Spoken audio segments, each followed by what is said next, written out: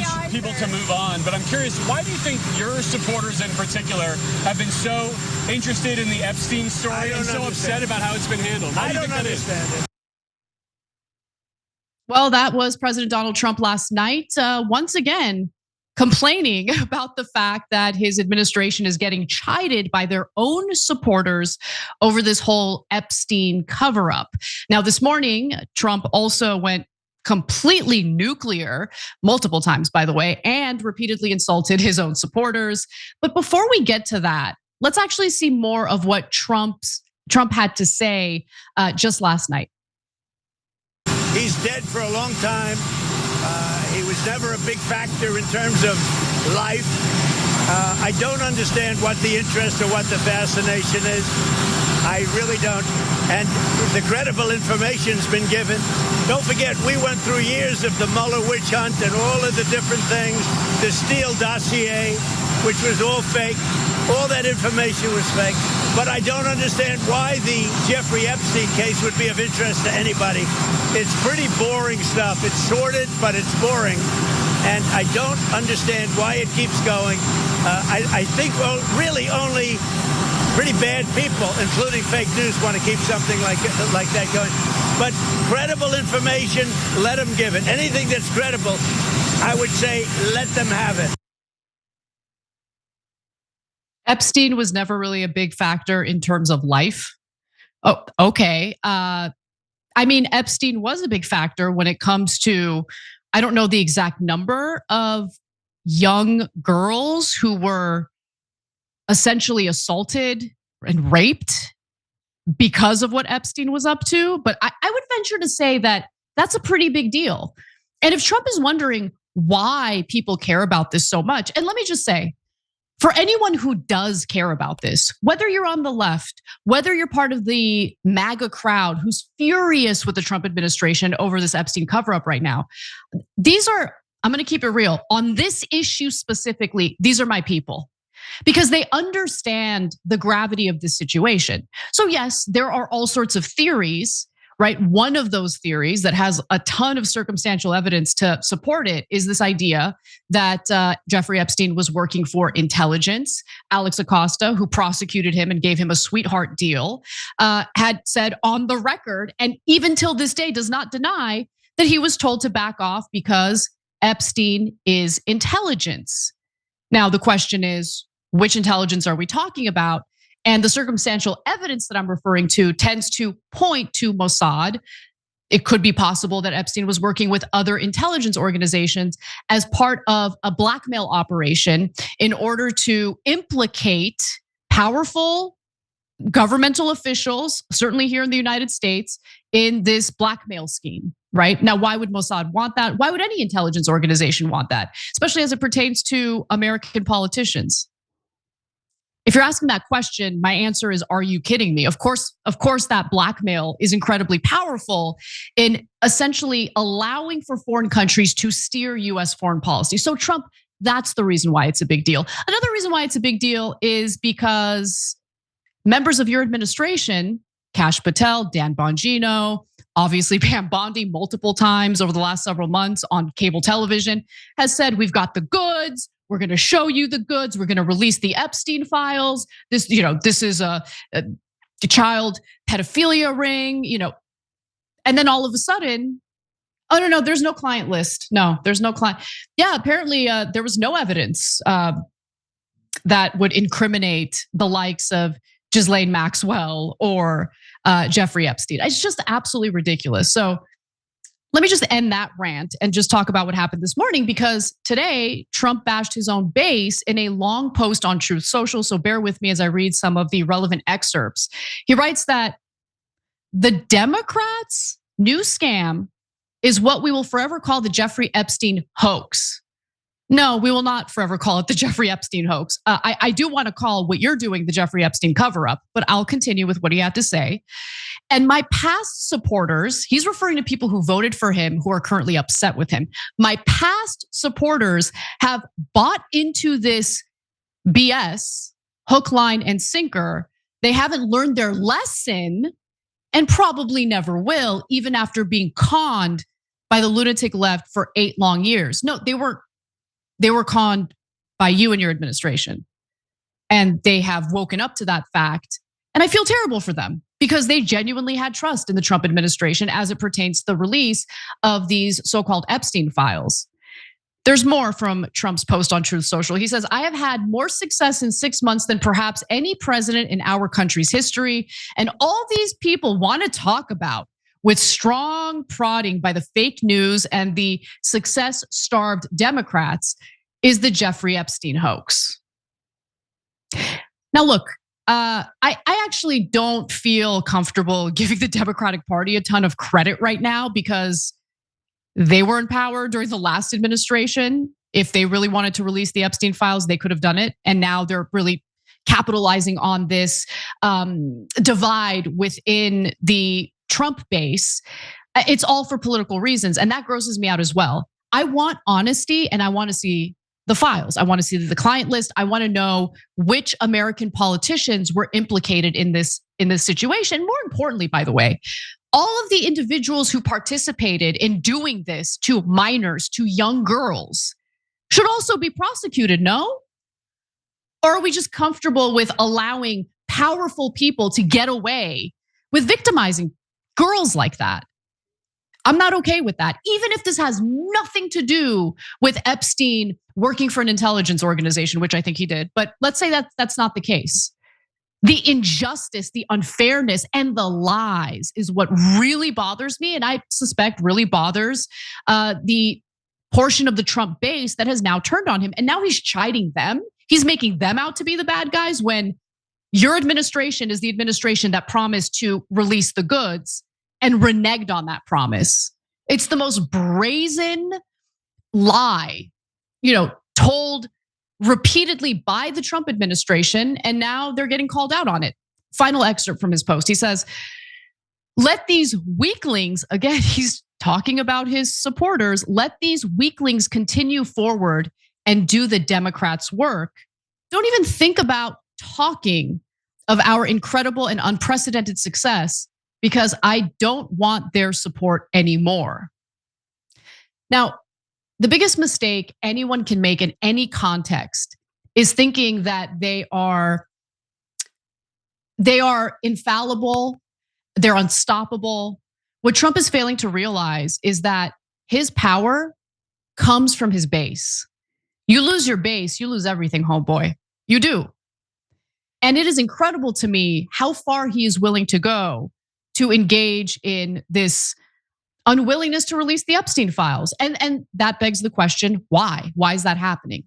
So let's check out some of the replies to that post on Truth Social so you'll get a little sense of how people are reacting to it. Now, there were a few comments supporting the president sprinkled in, but there were a lot of comments critical of him, including one that reads, why was Epstein in prison then? How about Ghislaine? For a hoax? I don't think so. This is the hill we all die on. Another individual says, why is the Epstein case so important to the MAGA movement?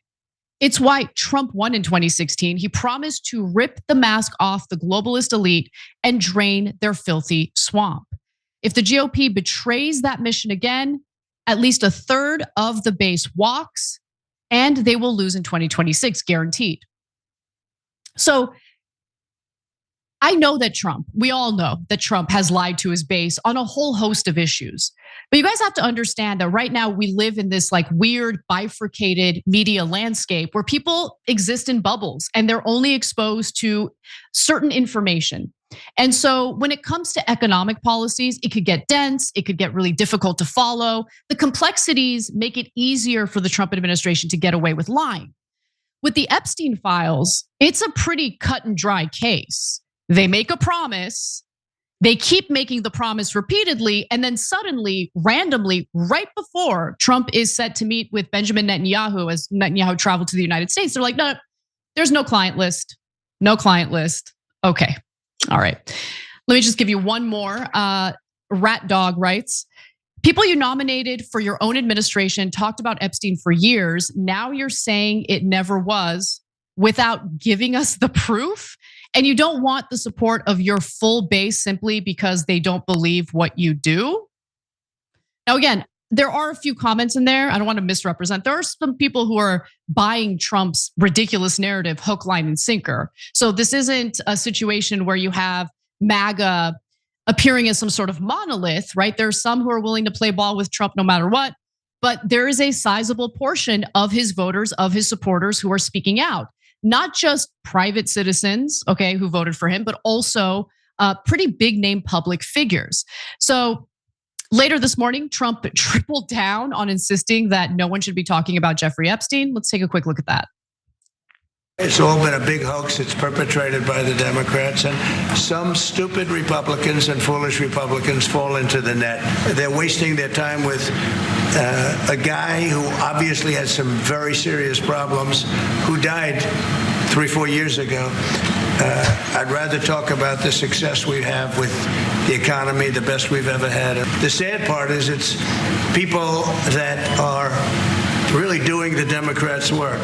They're stupid people. You mentioned past supporters when you were talking about the Epstein issue. Does that mean that you're effectively disowning any supporters who are now I lost a lot of faith in certain people, yeah. I lost, because they got duped by the Democrats. The Democrats are good for nothing. You should always be skeptical of someone who takes a situation that's really a nonpartisan issue and tries to make it partisan. And that's what Trump is doing here. This is really a nonpartisan issue. There are people on the left who want to see the Epstein files. I'm one of them. Cenk is one of them. Obviously, we've been talking about the situation. And this is not some manufactured political stunt by the Democrats. This was one of the biggest lies. This is one of the biggest examples of Trump reneging on a promise. Now, some people have argued, well, Trump's not really on the record the way that Kash Patel or Pam Bondi is, pushing this idea that the Epstein files should be released. Okay, but he didn't ever say when he was running that he would block the release of the Epstein files. He played along with it. So it's important to keep that in mind as well.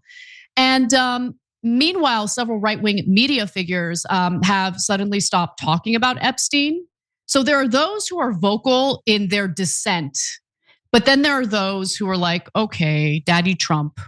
Now I'll tell you why. But first, Epstein's name was brought up only 8 times across Fox's programming on Monday, with its first reference coming well into the 6 p.m. hour. By contrast, Fox name-checked former President Joe Biden 158 times that same day. That's hilarious. That's hilarious. So all of a sudden, we're not talking about Epstein. Epstein's irrelevant. We're not going to talk about him as much anymore. You know what's super relevant? Biden, the guy who's not in charge anymore. Now, why don't we check in with our favorite onion soup expert, Jesse Waters. Jesse Waters mentioned Epstein's name across more than 100 episodes of his programs over the last 6 years. Waters said he was leading the charge to expose Jeffrey Epstein's list of fixers, clients, and famous friends, unlike the corrupt mainstream press whose silence, he claimed, aided the powerful people who want to keep you from knowing about Epstein's world. What happened? What happened, Waters? Well, I'll tell our audience what happened. Well, on Monday night, the sole discussion of the Epstein story on his broadcast came during a segment in which his producer interviewed beachgoers. Fun. Now, keep in mind that over the weekend, CNN also reported the following, that the president called some of the attorney general's most vocal critics in an effort to stem the bleeding over the Epstein files. 3 sources familiar with the matter told CNN. Trump's calls included one with conservative activist Charlie Kirk on Sunday, or Saturday, I should say, to express his support for Bondi. And guess what happened? Kirk was a good boy. So Charlie Kirk said that he was, quote, done talking about Epstein for the time being. But I think he probably suffered a significant amount of backlash for that, because yesterday he claimed that when he said the time being, this is so funny. When he said the time being, what he actually meant was just that day specifically. So now he says he's going to continue discussing Epstein. Okay. So today, Kirk insisted that when Trump repeatedly calls his supporters stupid, he isn't actually referring to his supporters. So Kirk is still trying to do damage control for Trump, even though Trump did call his supporters all sorts of names. So let's see what kind of case Kirk is making here. This is what I'm telling the president, both privately and publicly, is that the base cares about this, not to get you. As President Donald Trump is upset on Truth Social, I do not think he's attacking all of you in the rank and file. Instead, President Donald Trump is venting off some anger right now because he thinks that this is being used to derail his presidency. You know, look, I know that Trump called you all sorts of names, MAGA, but he's just trying to vent, you know? He's just really frustrated that you're trying to hold him accountable for breaking a big promise. Okay, now Kirk also acknowledged, by the way, the massive outrage from his own fans on this very issue. I can tell you right now, Gen Z is really fired up about this, especially young men. I mean, we're getting flooded with thousands, hundreds of thousands of comments that are very unhappy about this. We're basically having to do the PR work of the administration, basically. People are very, very confused. And some people are very disappointed and mad. You need to help them out a little bit. Explain what is going on. I am worried it's starting to seep in to lower propensity voters. And with seeping into kind of the lower, not information, I hate that, but lower prop. So many people are chronically online. And I disagree. Some people say, oh, only chronically online people care about it. That's not correct. You're not chronically online, Charlie Kirk. You're chronically online. Now, it's one thing to do a show for an online audience, but he's posting on social media all day. You're perpetually online. So you're going to look down your nose at other people who are criticizing the Trump administration for breaking their promise by saying that they're terminally online, whatever. Oh, okay, whatever. And by the way, I got news for you, Charlie, and I suspect you already knew this. You run a PR operation on behalf of the Trump administration. You think we're stupid? You're providing cover for him right now as we speak when he broke a promise, when his administration broke a major promise. Now, what are other conservatives saying about all this? Well, why don't we watch in order of appearance? This is a compilation featuring Dinesh D'Souza, Laura Ingraham, Greg Kelly, and Scott Jennings. I'm going to make the case that even though there are unanswered questions about Epstein, it is in fact time to move on. Now, as conservative influencers were eating their own about Epstein, the president was stealing the show on the 1-year anniversary of the day he almost lost his life. He made a triumphant appearance at a global sporting event. You know, who's really upset right now are the podcasters. As I call it, the podcracy. I'm gonna just have to defer to President Trump on this thing. He actually knows Jeffrey Epstein or knew him. He appointed Pam Bondi. He knows all of the players. He knows these lawyers. I'm gonna take his word for it. You know, if you vote for Donald Trump and you have trust in his judgment and the people he's appointed, at some point you have to trust their judgment. I mean, you put them in charge of this. And I think what Doug said is important to know. The Biden people had this stuff. If there was something incriminating about Trump, it would have come out. And also now the Trump people have this stuff. And if there was something incriminating about, you know, Bill Gates or Bill Clinton, it would certainly have come out. I love how Greg Kelly thinks saying that Trump personally knew Epstein is somehow a good argument for this cover up. And also, Scott Jennings, I wish he were here so I could ask him this question. I'm very curious if he would have the same light-handed treatment toward other government officials who decide to use their judgment in their decision making. We can go all the way back to 2020 when, you know, the Democrats that are typically chided by Scott Jennings had decided to do, mask mandates, school shutdowns in response to COVID. I mean, why don't we just trust their judgment? At some point, you just got to trust their judgment. They're politicians after all. We all know politicians have good judgment. We should never question them. What kind of argument was that? What kind of argument was that? There are others who are continuing to speak out. Here's Megyn Kelly, Vinny Oshana, one of my favorites, I'll admit, and Rob Schmidt sharing their point of view. You now have some MAGA influencers clearly on direction of the White House saying, okay, I'm done. Let's not pretend that some of the president's most loyal advocates aren't very, very interested in Epstein. They are, all right? However, some in the media let their loyalty to the president trump their journalistic obligation. And I refuse to be the CNN of Trump 2.0, where they just trusted the administration on Biden's mental acuity. Let's just call it what it is.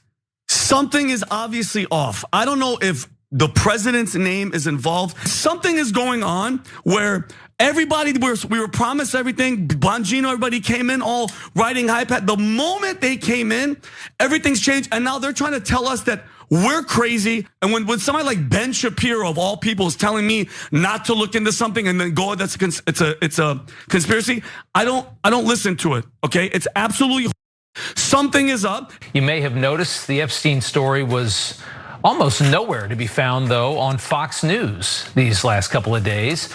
After months of very consistent coverage, it's pretty obvious that a lot of people don't really know what to do with this. There's a lot of people that are very scared because it's clear that the White House didn't want this to be a subject, but Trump's base, his supporters and base, care about it. And so there was a bit of a conflict there. And a lot of TV hosts are terrified of what to say and how to say it because they don't want to lose their audience and they don't want to piss off the White House at the same time. And look, when it comes to these two feuding compilation videos that we've shown you, the second one where you have media figures essentially questioning the Trump administration seemed to be the most persuasive, or at least the most in line with the American people. Because despite how much the Trump administration is trying to spin this, they're bringing up the Steele Dossier, oh, it's the Democrats. The American people aren't buying it, and that's according to a YouGov and Economist poll that just came out. They polled Americans between July 11th and 14th, and here's what they found. Respondents to the survey were asked, should the government release all the documents that it has about the Jeffrey Epstein case? And an almost unheard of 79% responded yes versus just 5% saying no, including a stunning 83% of Trump voters. Respondents were also asked if the government is covering up evidence about Epstein. And get a load of this, 67% of all Americans say yes, there's a cover up, with another full quarter not sure, meaning 92% of Americans are at least open to the idea that the government that Trump runs is covering up evidence on Epstein. That's not a good look. So it doesn't appear that Trump is willing to change course on this. If I were to bet money on it, we're never going to see any additional evidence, anything released pertaining to Jeffrey Epstein. And that's a damn shame, because I think the American people deserve to know what type of political leaders, what type of powerful individuals were implicated in the abuse of young girls at the very least. And we should know whether or not these theories of a blackmail operation are true. Because I need to know whether our government is being controlled by other governments. I want to know whether our foreign policy decisions are actually driven by what's best for the American people, or whether it's driven by what's best for another country. So we'll wait and see how this develops. But I'm really happy to see that people aren't dropping this, because I do think this is a serious issue. Every time you ring the bell below, an angel gets his wings. Totally not true, but it does keep you updated on our live shows.